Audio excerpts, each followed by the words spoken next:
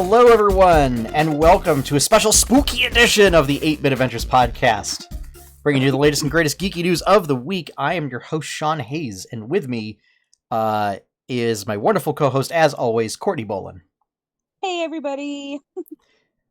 So, with the month of October, the spookiest month of the year, we're pulling out all the stops and got some new spider webs and gloopy, gloppy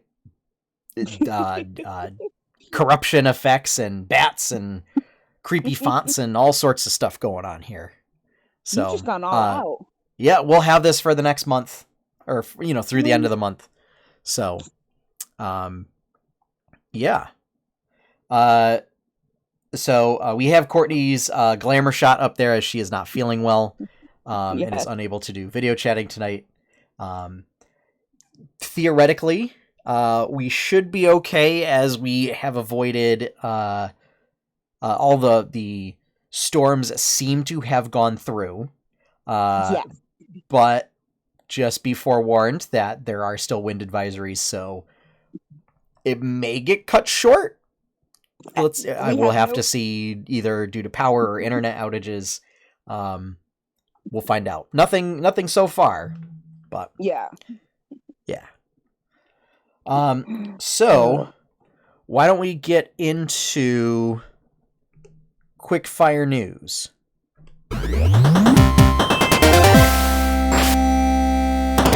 There we go. I did the right one this time. Yay! All right, so first up, probably the most inconceivable news that we have is Minecraft Steve was announced for Smash Brothers, along with Alex, zombies, and Enderman as sort of echo fighters of that. We'll talk more about that in the deep dive. Yeah, because I still don't understand that. Yep. But we also got some news from D&D, the Errata. Is that right? Am I saying that right, Sean? Yeah. So there was some Errata put out. Yeah. Where the stat penalties have been removed from kobolds and orcs, which I think is great. Yep. So that's part of this. With Tasha's coming out in a month. It's changes that will likely be in that book are being pushed out to previous properties. So nice.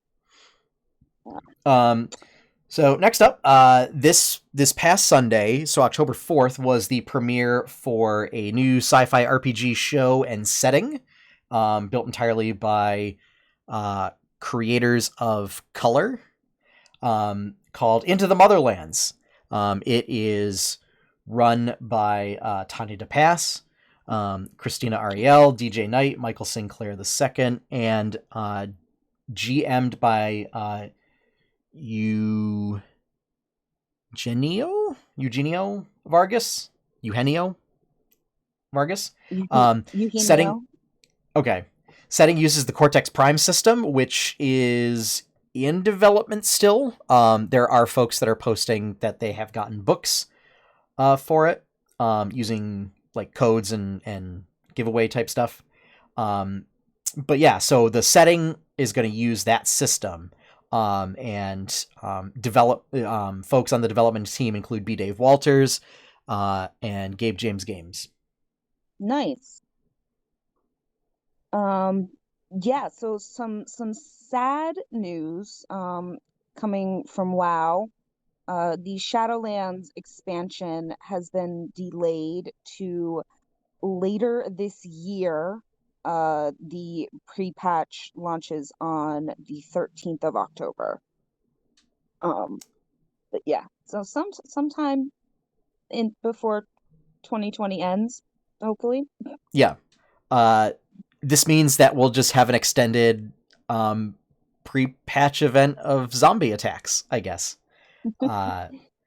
So, however, Baldur's Gate 3 by Larian Studios has entered early access on Steam. It is currently available now. So, yeah, that is going to wrap things up for Quickfire News. So let us now take a deep dive.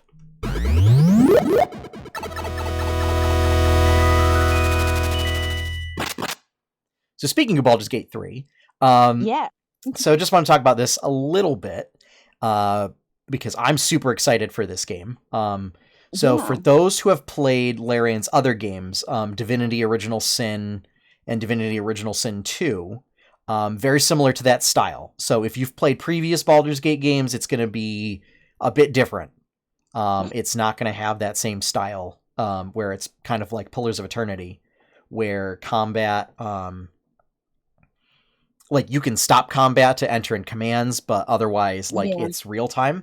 It is Okay. turn based, and what it does Yep. is your character gets like a certain number of action points a turn, unless because that's how it worked in Divinity, and I think that's how it works in Baldur's Gate 3. And like basically certain actions will cost a certain number of points. Okay. It also sounds like they do some breakdown of like action versus bonus action type stuff. So they may be going with that route. But the idea is you do your action, you get a pool of movement that you can move around. If you try and move away from people, they get opportunity attacks. So it sounds like it's a lot closer to 5e that we're, it seems like it runs a little bit closer to that. It is Dungeons and Dragons 5th edition using the Divinity Original Sin engine Yeah, as a way that to think sounds, about that. Yeah. yeah, that sounds good. So, Because, they've incorporated some stuff of like rolling checks, where it'll give you a DC and you roll, and like a virtual die comes up and it rolls, and if you beat the DC, you succeed at whatever you're doing. So this may come up with certain types of actions you can do in dialogue, or if there's certain exploration type things that you can do. So yeah, their goal is to have all of the player's handbook player options available by launch. Most of them are nice. available now. Some are still in development, like Dragonborn. Okay. So you cannot play as Alright. Dragonborn currently, but you can play as tieflings. You can play as halflings, elves, dwarves, humans. No half-orcs currently, and I'm not sure about gnomes. Aw, man.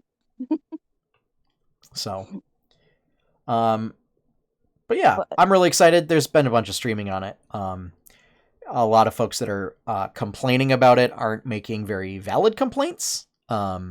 So, it is early access, so there are a lot of bugs. So one of the things you are doing, the implicit agreement as buying something in early access is that you are going to be on the lookout for bugs to help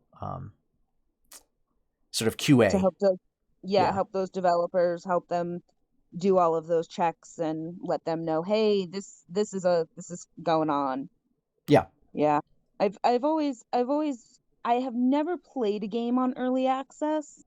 But I have I had Minecraft back in like 2010 or something. Yeah. I've been there for oh, well, you can't do this, and then a patch comes out and oh, now you can do this, and everything that they've kind of continuously added to Minecraft. So I've never really done the bugs issue. Yeah, I've done a couple of games in early access, like Subnautica, Yeah, Littlewood. I remember you said you've had some. I tend to shy away from early access unless I have a high degree of confidence in the publisher, Yeah, or the developer studio rather. yeah, So in that case, it was I heard really good things about Littlewood, and it was kind of cheap enough. With yeah. Subnautica, it wasn't until they got pretty far into development. And then with this, I have played both Divinity Original Sin 1 and 2 and very much enjoyed both of those games. So I have a degree of confidence in Larian. Yeah, kind of knowing, okay, this is kind of what they've put out in the past, and so this is what I know they already know to do, or something like that. Yeah. Um, no, that's So. Yep. it's One interesting. word I of know. caution for folks is that So I mean, if you're used to downloading like PS4 games, probably not a shock. Um, so the game size is kind of on par with like an MMO. So for me, if you're used to downloading Switch games, it's a bit of a shock as to the size of the game. So you want to plan for having an extended download period for that. Yeah, I think you were saying, what was it, like 3 hours or something for Yeah, it's something your to the setup at tune of like home? 80 gigs, I think. Let me Okay. check really quick just to see. Yeah, because I know a lot of people, at least out in the Berkshires and the different hill towns, I mean, having big downloads would be, set it at night and a hope that it didn't have an error. Gosh, it's like in the early days of the internet when you'd be downloading something and the download manager would tell you that it'd be 37 years until something was downloaded. And we just said, okay, sometime between now and then, we'll get it downloaded and hope Sorry, everything no, is fine. no, no, no, no. It's 150 gigabytes. It is not Yeah, 80. It is twice that. So yeah, yeah, it's a big game. the big boy. Yeah. So So all right. So Minecraft Steve. I, I This don't I don't is. I don't understand. What do you I mean you don't don't understand. understand? Like I did not believe that that property was like having Minecraft Steve going into Smash. Just those two properties they don't mix for me. In my head, I just can't get them together. So I will say this is the first time that. So when I saw the intro video, the announcement Hmm. video, this is the first time that I was like, oh, maybe the art styles don't mesh as well, because normally Sakurai's team does a great job at making the character look like it fits with everything else. And I don't know if it's just how blocky everything is or if it's just the texture work. But yeah, there's just something about it that has a little bit of an uncanny valley effect. Yeah, I Which was is just weird trying. because like we have all sorts of like pixelated two-dimensional blocky stuff that show up in Smash Brothers. Oh And it was yeah, just something specifically about those characters. yeah. But To me, they just don't seem to go, and I'm still like I get it, but at the same time, I'm like, but but why? It's like I have a feeling though that it'll be like the people who have never had bacon and chocolate before, and you don't understand how it goes together, and somebody tells you, no, trust me, it'll be good. Just do it, and then you do, and you're like, oh my gosh, yes, this works. But I have faith that they will get it to work. It's just in my head, it still isn't working right. well, I mean, they've already put a ton of work into make the systems fit. Um, because I mean, as Sakurai had said before, he was like, "We can't do it. It's impossible." There's so many systems in Minecraft and so many things that just like fundamentally don't work for a fighting game like this. Yeah. Um, and then in the next breath, he said, but I'll make it happen anyway. So like crafting is going to have an impact on um, Steve's playstyle. Like, in, Sorry, what's he looks gonna like bust out a furnace in the middle? yeah, something like that. Like I know there's like buildings is some component of that. Um, I think one of the side grabs or whatever is like you bust out a fishing pole and then slam the person into a fence. Like you then trap them in a fence as how you grab them. Um, Okay. Very weird stuff like that. That said, I think this is great. This is one of those things that like everybody was like, "Oh, it'll never happen," and now it has. Um, so it really says like they could have anything on the table Hmm. at this point. Um, Yeah. and it really all boils down to if publishers and developers are willing to work with Nintendo to put these characters in this game. Yeah. We know that Microsoft is very willing to work with anybody and everybody on Yep. putting stuff in. Well, because Microsoft plays well with others. Yeah, well, especially nowadays. They want Microsoft IPs to be everywhere. Yep. So, we'll see if, Crash Bandicoot... What just happened? Oh no, I lost Courtney. Oh dear. Well, I don't have a solo version for this overlay, so you're just gonna have to deal with me. All right, so, I'm gonna move the mic. There we go. Yeah, so it also includes like 3 Echo Fighters. There we go. So we have Steve and Alex and zombies and Enderman. So they all have kind of the same abilities, it seems. So you're not going to get any special, like, rage bonus if somebody looks at you as an Enderman, or, I don't know, the ability to punch down doors if you're some kind of special zombie. Yeah. But it's really interesting and bizarre. And when they did the intro video, they had the typical, like, Mario getting kicked around everywhere. And they had him bust through a wall. And I'm like, oh, that wall looked kind of weird. What's going on with that and everything? And then they showed, like, all of the eyes appearing in the cave. And then they had the sound, and it was the sound of spiders. And I went, oh, wait, I know that sound. What is happening? What does that mean? What does it mean? And then they had the creepers come out, and I was like, creeper for Smash? I mean, no, that would just be terrifying. That just means that we might get, like, Minecraft-themed spirits? Or potentially Minecraft-themed, like, fights? Okay, yeah. So, yeah. So we are getting a stage. And they did say that they're pulling in music from Minecraft spin-off properties, such as Minecraft Dungeons. So that's interesting. Because, like, all in all in itself, like, Minecraft kind of has, like, one track, and it's very low-key. Yeah. So. I mean, I used it to literally make sandcastles. Like, literally, like, just massive. I never even finished my sandcastles. But I made... That's what I did with Minecraft. Is I went in creative mode and just made. Survival's where it's at.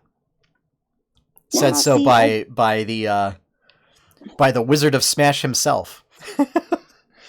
Yeah, you have fun with survival. I'm gonna make fancy rainbow sandcastles instead. Boo. Hey, I'm not knocking it. It's just that's I like to mine and craft things and play in safe mode because I don't like creepers. Because no, they get in the way of me having to build things. I mean, that's fair. Yeah. So. No, like I mean, I remember when the cats were a big thing. I remember when cats first came out and you had to try and get the ocelots. Yep. Yeah. Yep. Yeah. And then I also wanted to talk about Into the Motherlands a little bit. Yeah, so just because it's a great group of folks playing this game, a great group of folks working on this game. I only provided, like, as far as those shoutouts go, that is a fraction of the design and stream teams that are making this happen. So I don't necessarily want to disparage anyone that I didn't name that's working on this. So we got a limited space for the headlines. Otherwise, I'd list everybody. But so they had their first session, which they did as a session 0, which I really liked. So they did that. It's going to run for 12 weeks, so including last week, so 11 more weeks on Sundays at 7 p.m. Eastern time. Okay. So this is being done as sort of a partnership with Twitch. So like Twitch is providing support itself, That's including featuring wow. them on the front page during that time. So Mm-hmm. this is a big deal. This is part of Twitch wanted to. They unveiled this like creators program, where part of it was it's designed to help people of color, like get a greater share of voice.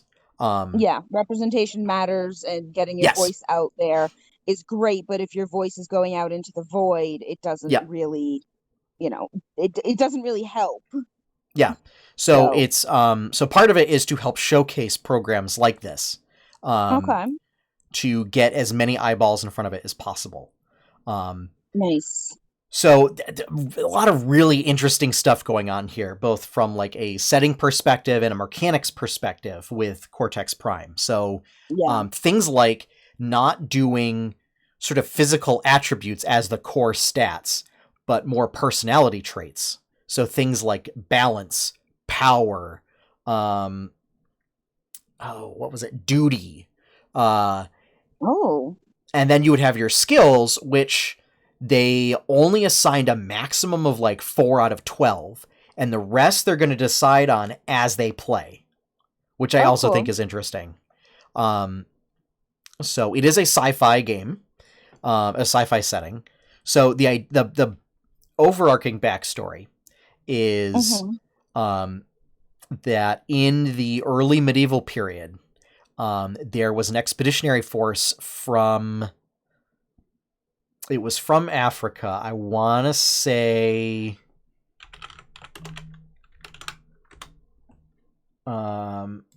Yes, it is from Mali. Okay. So, an expeditionary force from Mali, that's Mali, um, Mm-hmm. that was funded by Mansa Musa, who was like one of the richest people Mm-hmm. in the world, Yep. at least at that time, um, and very influential figure. Yep. So basically, sent this expeditionary force out to explore, and they went across the sea to potentially the New World or to what they thought was India, that kind of a thing, just to explore new lands.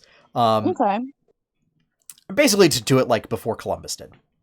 Yep. Um, I mean, because a so lot of this is people got there before also Columbus anyway, but yep. so some important things to note. This is pre-colonial, Okay. so that is going to play a big part in this. The force got lost.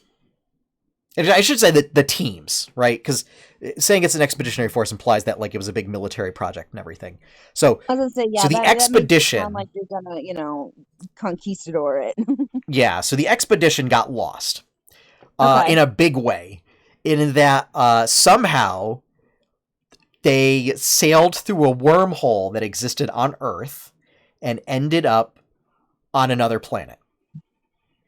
Okay. Um, I can get behind this. and then could not get home. So this game takes place 2,000 years later on the other planet, Okay. with several groups of people that are descended from that original expedition sort of fleet. Yep.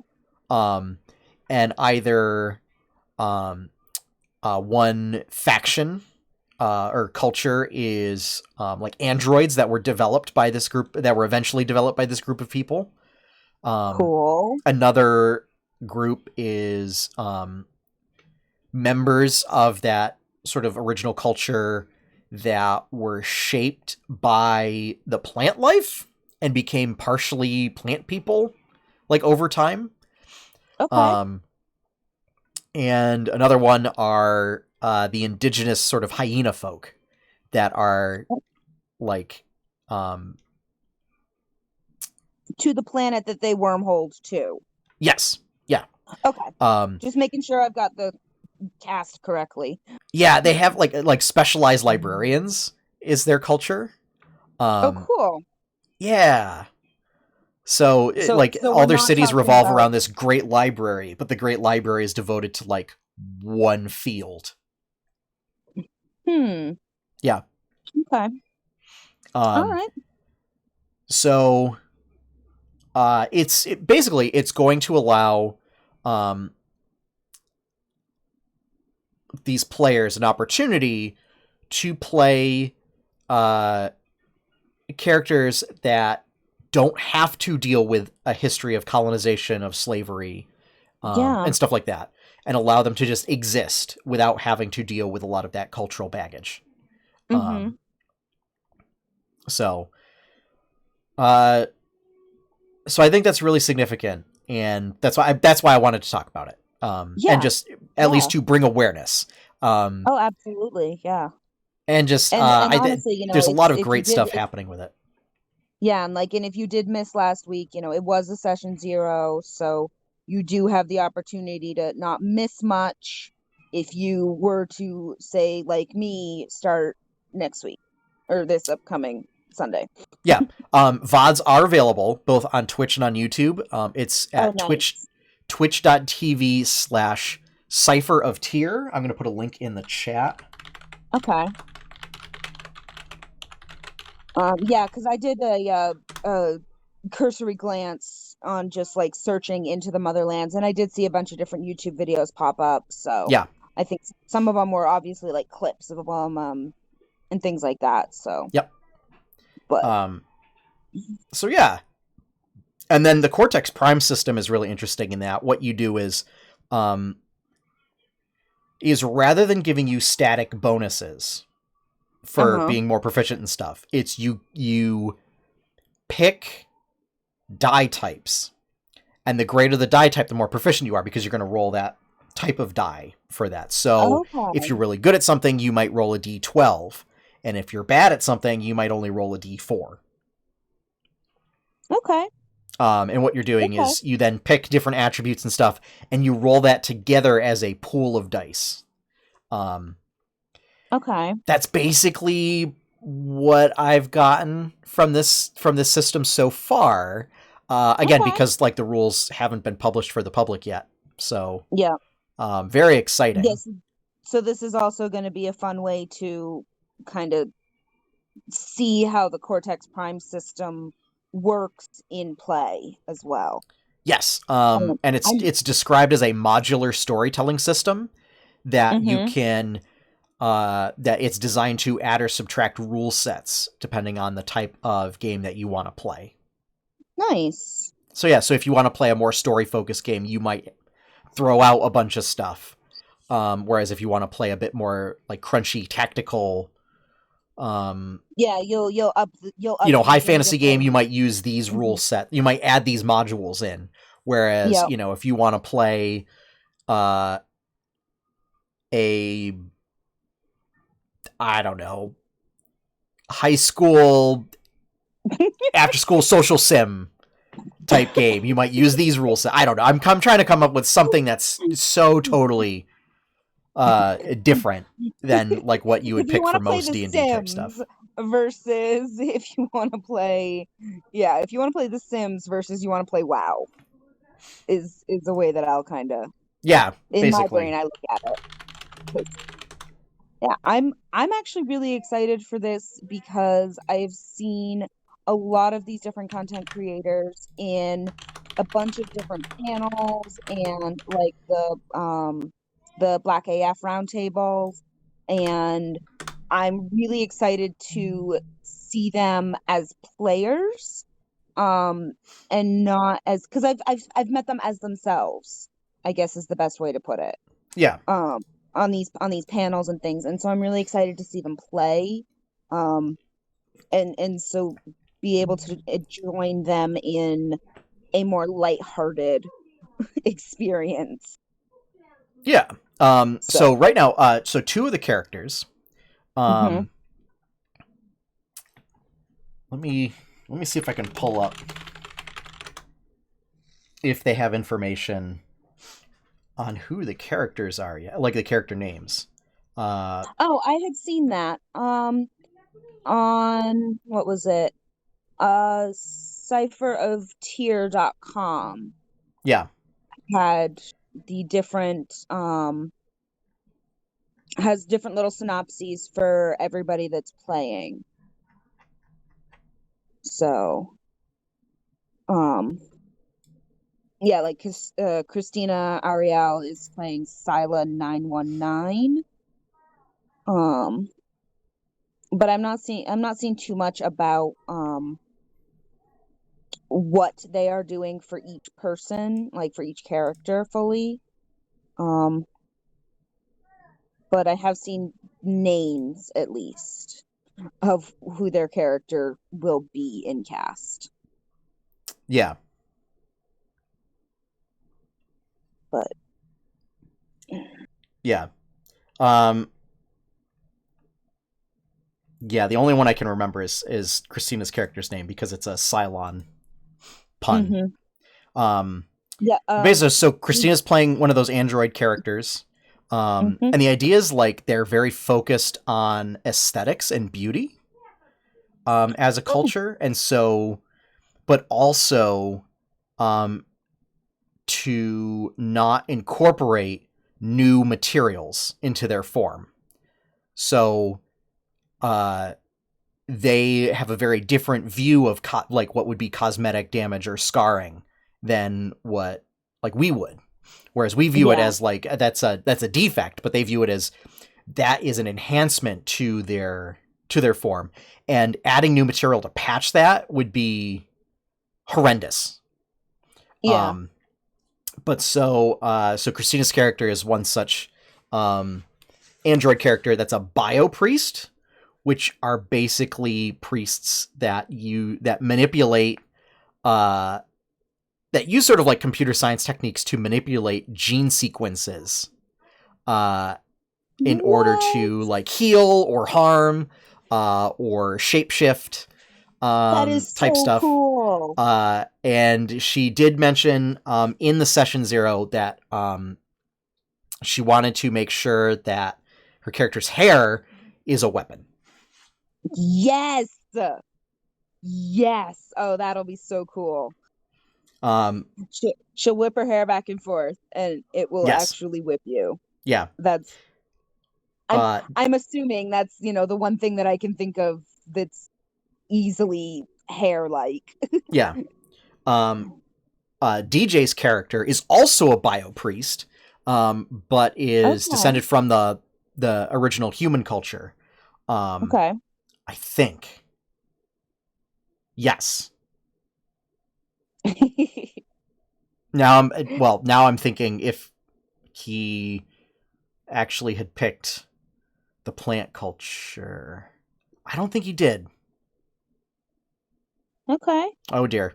Now I can't remember. Oh no. I'll need a refresher. But so basically coming at it from a different angle of the bio priest than Krystina's character will. And then it's never bad to have two priests in a party. And then Michael's character is basically someone that manipulates energy, but often does so as like light. I think they're called light bringers. Maybe. Okay. Or light benders or something. His character is sort of like a Trill from Star Trek, where they have a symbiotic relationship with this other entity that's like coral. Okay, so if it gets stressed, it dies. Well, it's more of the fact that when people in this culture come of age, they can go through a bonding ceremony with this symbiont that then they bond together and they become like a new entity, a new symbiotic entity. Cool. That has like joint emotions and thoughts and stuff like that. And then Tanya's character is one of the sort of hyena folk, but her specialty is being a blade master. Okay. So instead of spending her time in the libraries, spent her time learning how to wield a blade. I mean, yeah, I would, yeah, I find comfort in libraries, but I really want to. Okay, let's be honest. Courtney wants a Morning Star, but Yep. but same deal. It's still a weapon. But no, that sounds really, really cool, and I'm really excited. I am probably going to this week watch that session 0, because I do want to actually watch this series. Yeah. Also, I mean, they have this really fantastic wormhole transition that just is by far one of the coolest things. Oh yeah. Yeah. Like, if you think our transitions are pretty fancy here on this channel, I mean, that one is amazing. And it fits so Nice. well. It fits really well. Nice. So yeah. So I dig it. So it looks like it's going to be a sci-fi game that focuses on exploration. So kind of some Trek vibes Okay. going to it. Kind All of dig right. it. So I yeah, like so it's on exploration Sundays, stuff. twitch.tv/Cypher of Tier at 7 p.m. Eastern Time. Nice. So yeah. Yeah. Yeah. All right. Courtney, do you think it's time for quest log? I think so.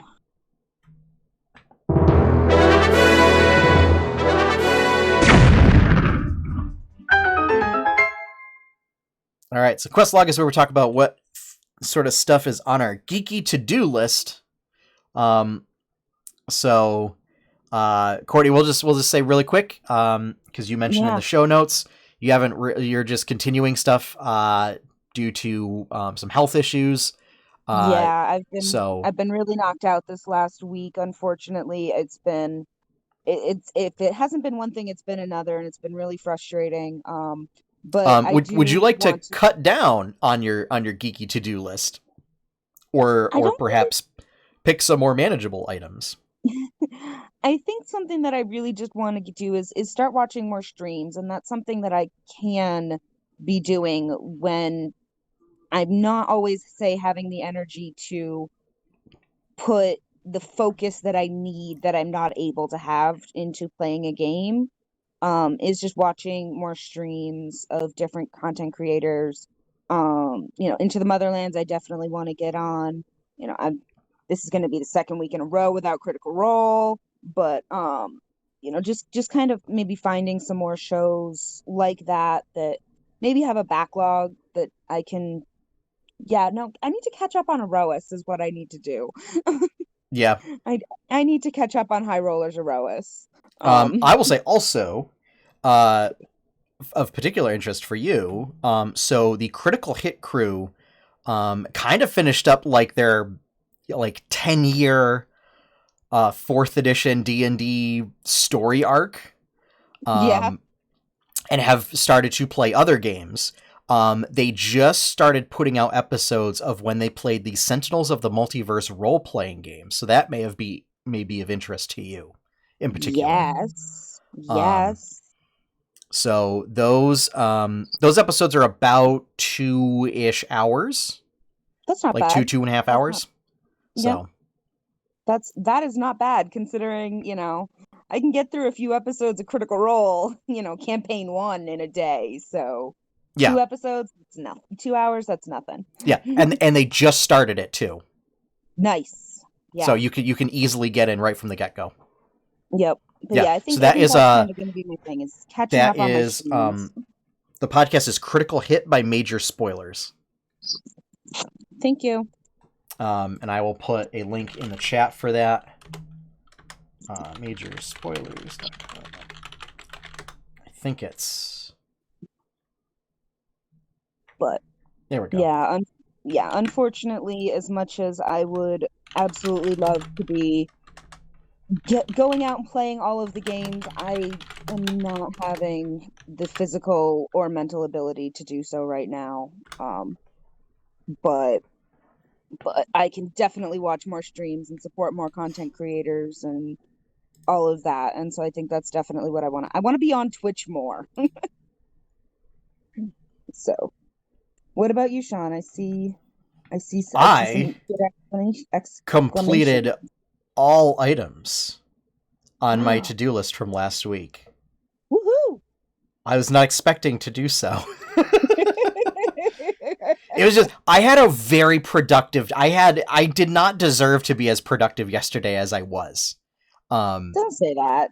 It's just, so my son, like, took extra naps, inexplicably. Hmm. So I was able to get a lot more done. And so I colored a Chapter 1 comic, so there's now 26 comics from Chapter 1 fully colored. I finished that sound set for Kazdal for our Tales of Nice. Jamora game, which we used when we played last week. Yep. And then it was sort of a cop-out, but I basically finalized by just saying I can't really think of anything else to do with this, so I'm just going to do it as is for the logo for 8-Bit Adventures Plays, Nice. which I have been using. So Yay. so for this week, I'm going to try to color another Chapter 1 comic. Yep. I'm going to do an item icon for Glory and Pie Cake. Nice. Some kind of food icon, because the food icons are really fun to do. Oh, yeah. And then I have started playing more of Pokemon Sword and Shield, doing Isle of Armor stuff. So Yeah. I'm going to basically pick another section and find all the Diglets there. That's what I'm going to do. I've cleared out like 4 sections right now. Yep. I have over 50 Diglets acquired. There you go. There you So go. probably one of the C regions. Mm-hmm. But yeah, and that's what I'm going to be doing. I did also start Dragon's Dogma, so I mean that along with Baldur's Gate 3 may throw that goal out the window, but because Dragon's Dogma is just it's just really good. I mean, I've only played like 2 hours of it, but it's really intriguing. Yeah. No. And then just Baldur's Gate. It's very satisfying to find all of the Diglets in a section in the Isle of Armor. Like, it is very, very, very satisfying. I was very frustrated with it for a couple of weeks. See, I kind of find it tedious, but it's I've been doing it when I didn't either have the intellectual capacity to play something more intensive, or if I needed something that was just like, I can do this, I can to trick my brain into getting a quick dopamine hit from achieving a goal and finishing a task. But it requiring almost no effort on my part. Because it's literally just driving around on a bike going like, okay, is there a Diglett here? Is there a Diglett here? Is there a Diglett here? Okay, there's a Diglett. All right. Is there a Diglett here? Is there a Diglett here? Is there a Diglett here? So yeah. I found most of them. And then there was like there was like 1 or 2 from like a bunch of the big, like some of the bigger sections that I was like, nope, can't find. I've found all of these other ones. I'm missing 2 from an area or 1 from an area. Okay, where's the wiki? Where's the picture of where it looks like where I'm going? Yeah. But even then, though, it was still, they might tell you where to find it, but it's still like, okay, but no, I already found that one. No, I need to go to the next one. Yeah. Courtney, I have to ask you, what style did you give your whatever Cub Fu evolves into? Yes. I did not do the sea one. I did the mountain one. Well, so did you make it dark type or water type? Dark type. Okay. I'm planning on going water type. Yeah. Yep. No, I did go dark type on top of the mountain. And that was just, I mean, I like dark type better. So there wasn't really any other reason. I'm not I'm not tactical like you are. So here's the thing. I say that, and like I have done no versus battling so far this generation. Yeah, but like at the same time, like I don't even care about like raiding dens. Like that's not like yes, Well, I you get better that start carrying, because once Crown Tundra comes out, is we need to form a party so that we can do those dungeons. that I will do. That I will absolutely do. Yeah. Yeah. It's just that's gonna be fun. I'm so looking forward to that. That comes out next month, right? I It's believe. this month. It's later this month. Oh my gosh, you're not. Oh my gosh. October 22nd. Yeah, it's Ooh, in 2 weeks. that, that's Two that is weeks. that's only 2 weeks away. Yeah, so it's basically next week I get to do the WoW pre-patch and basically do zombie mayhem. And then Yeah, the following week is Crown Tundra. yeah, So yeah. yeah, That's I have a yeah. feeling Diglett's being a goal for Questlog is going to fall off real fast. Since it'll basically be Baldur's Gate into World of Warcraft into Crown Tundra. I mean, that's fair. That's absolutely fair. You know, Um, I'm one of those completionists that's like, oh, there's this little task, this little side task. It's I gotta do the little side task. yeah. Yeah, whatever. I'll progress the story when I feel like it. No, but the side quest. Yeah. Oh, I've also, so I didn't have this on Questlog Roto, but I have been making sure to log in every day to Animal Crossing to water my pumpkins and buy my God. single piece of candy. Um, Y- we're still trying to see if, I want to say Lanesboro hasn't said anything about trick or treat yet. Let me just, I know that Pittsfield and Dalton have both made statements. of course I say that. Oh no, I've revealed information about what might be relevant for where I am. Oh no. Um, News. yeah. I mean, No. according to our They haven't local, mentioned anything for trick or treat yet. So, according to local iBerkshires.com, Lanesboro is not crossed off yet, yeah, for 5 to 7 p.m. they'll probably wait But until the last minute.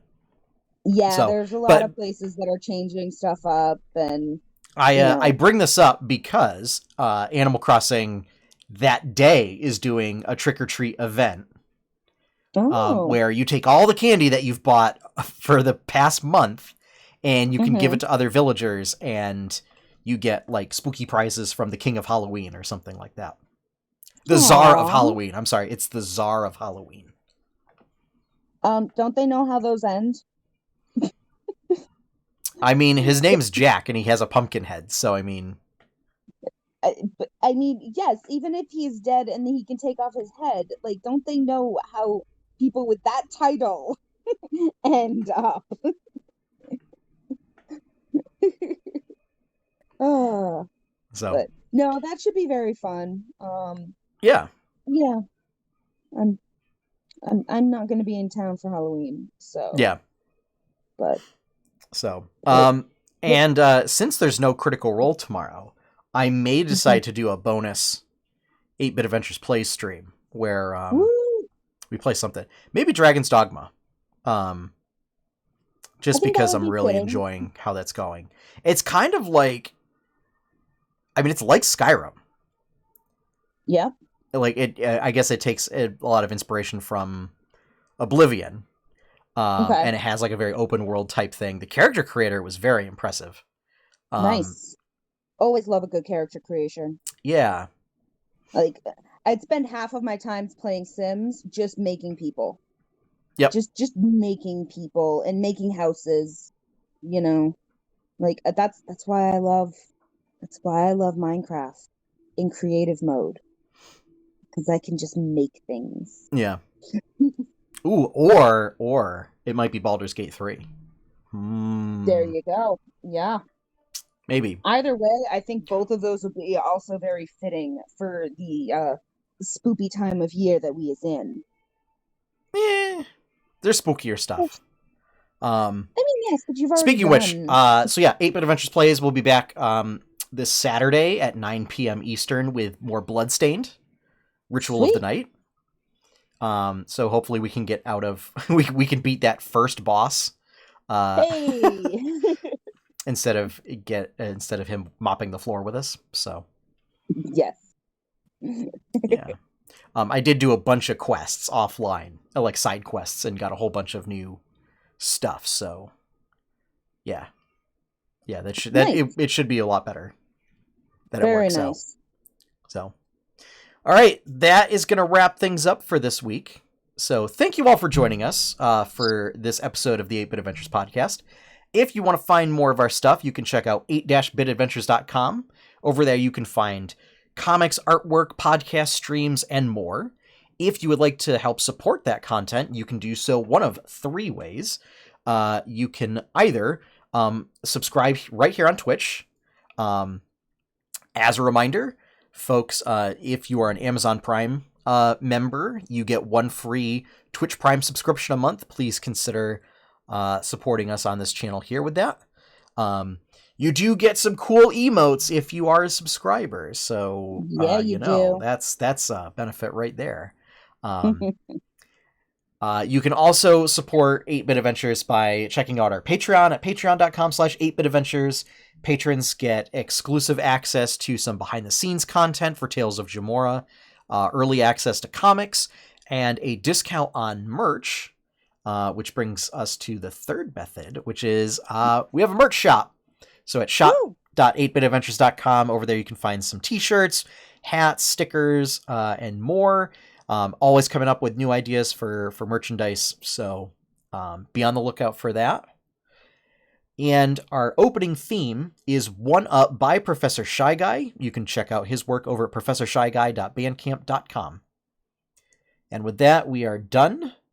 So, as always, folks, have fun, happy gaming, and enjoy your pie cake.